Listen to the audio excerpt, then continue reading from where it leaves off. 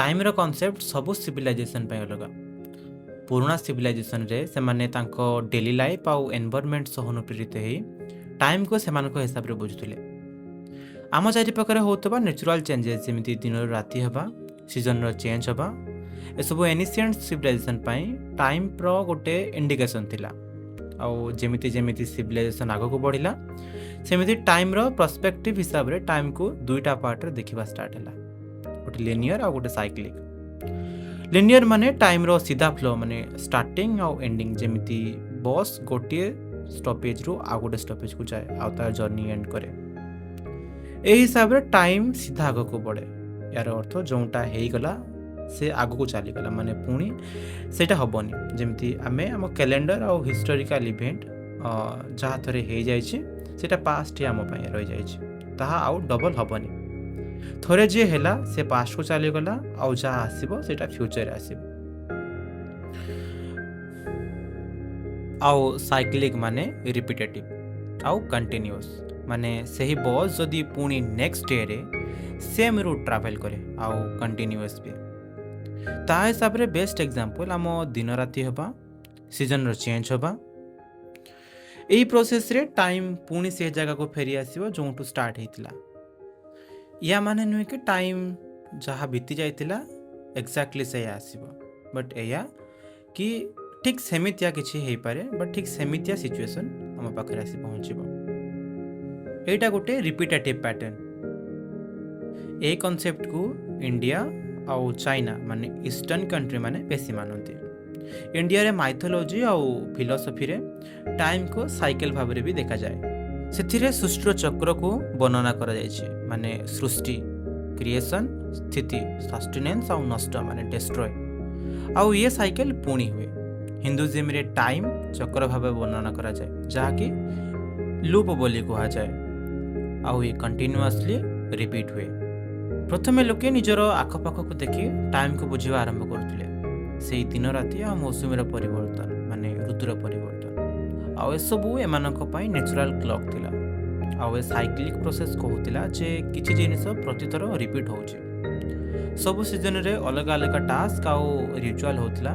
Ancient farmer चाष पई ए cycle को यूज करथिले, जेमिति इंडिया रे चाषी माने खरीफ आउ रबी फसल पई व्यवहार करथि। सूर्य और चंद्र को देखि मध्य लोके टाइम को जानुथिले, आउ सेइटु ही टाइम रो कांसेप्ट सृष्टि होला।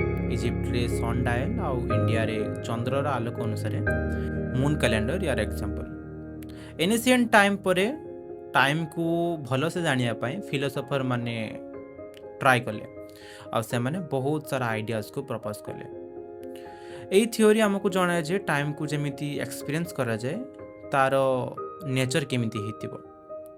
फ्लटर कहती जे टाइम गोटे एटर्नल साइकिल रो पार्ट जे कि यूनिवर्स रो सृष्टि रो आसीछि। तांको हिसाब रे टाइम एक्चुअल अर्थ रो पार्ट नुए, गोटे शैडो जे कि रियल वर्ल्ड रो परफेक्ट ऑर्डर को रिफ्लेक्ट करे। से टाइम को रियल वर्ल्ड आउ आइडियल वर्ल्ड मध्य गोटे कनेक्शन बोली भाबुथिले। तांको मतरे टाइम इटर्नल माने तारो किछि स्टार्टिंग की एंडिंग नाही। एटा गोटे परफेक्ट साइकिल जोंटा कि सब दिन रिपीट होउछि और हबो। तांको हिसाब रे रियल वर्ल्ड रो सब एक्सपीरियंस टाइम द्वारा ही हुए। अरिस्टोटल का मतरे टाइम गोटे मेजरमेंट जे कि चेंज को मेजर करे।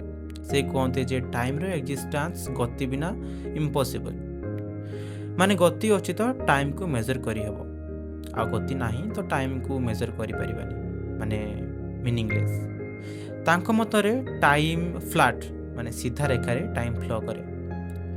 मैनकन कहती कि टाइम किछि बाहरर फेनोमेना नुहे, या आम माइंड रो गोटे भावना।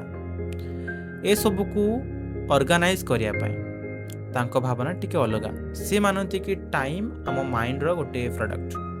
तांको कहबा कथा आमे टाइम को एमिति एक्सपीरियंस करू एई पाए जे आम माइंड टाइम रो फॉर्मेट बनेछि आउ तार एक्जिस्टेंस आम माइंड बिना मीनिंगलेस। ये फिलोसॉफिकल थ्योरी हमको टाइम विषय में बहुत किछि कहे जे टाइम खाली साइंटिफिक नुहे, साइकोलॉजिकल और इंटेलेक्चुअल डायमेंशन भी अटे। जेमिति मु एबे 3 जनक एग्जांपल देली जे टाइम को मानक पई केमिति। टाइम को आम यूजुअली गोटे मेजरमेंट भलिया ही देखू, जेमिति घंटार टिक टिक, दिन राति आउ जदि आमे याकू टिके साइंटिफिक रूप रे देखिबा तो टाइम गोटे डायमेंशन। डायमेंशन माने गोटे रास्ता जहाँ एक्जिस्टेंस को देखाए। हमको जଣା अछि जे आम पाखरे तीनटा स्पेशल डायमेंशन अछि जेमिति लेंथ, ब्रेथ आउ हाइट। आ तीन जण मिसे स्पेस बनाती।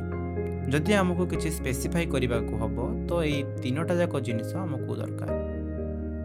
जेमिति आम घर कोठी अछि कहबा पई हमें लेंथ, हाइट और ब्रेथ को यूज करू, से भलिया टाइम को हमें फोर्थ डायमेंशन बोली कहू। काहे कि ना आम एक्जिस्टेंस केवल स्पेस भीतर नाही, टाइम भीतर भी अछि। एही पई जे आम इवेंट आउ सीक्वेंस टाइम भीतर प्लेस हुए।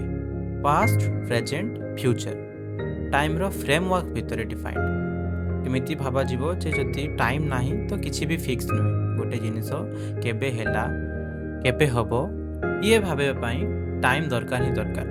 जदि हमें फोर्थ डायमेंशन माने टाइम को भाबिबानी केवल आम लोकेशन ही रहइबो, किंतु आमे केबे से लोकेशन रे अच्छे ताहा खोजी पाइबानी। माने हमें अच्छे बोले जना पड़िबो बट केबेठू अच्छु ताहा जना पड़िबोनी। ए डायमेंशन कॉन्सेप्ट साइंस पाए बहुत इंपोर्टेंट, कहीं ना टाइम बिना आम किसी भी फिजिकल इवेंट को प्रॉपर्ली स्टडी करि परिबानी। टाइम रो सबुठु बड़ गुण कि टाइम सबु बळे आगो को ही चाहे। याकू आमे द एरो ऑफ टाइम बोली कहू। तमे सबु बळे देखुथिबो कि आमे सबु बळे पास्ट रु प्रेजेंट आउ प्रेजेंट रु फ्यूचर को ही जाऊ, बट टाइम रो एरो माने कोन माने टाइम सब बळे आगो को कोन पाए पड़े। एटा गोटे कॉन्सेप्ट जोटा हमको बुझिबा पाई हबो, जोटा आमे गोटे टर्म एंट्रोपी द्वारा ही बुझी परिबा। आ एंट्रोपी माने सीधा सीधा घटिबा, माने गोटे ऑर्डर रु डिसऑर्डर होबा, जोटा कि आमे नेक्स्ट वीडियो रे जानिबा। तो फिलहाल आज पाई टाइम रो जर्नी एति कि नेक्स्ट एपिसोड रे जानिबा टाइम विषय रे आ किछि नुवा कॉन्सेप्ट आ एंट्रोपी विषय रे भी। Thank you.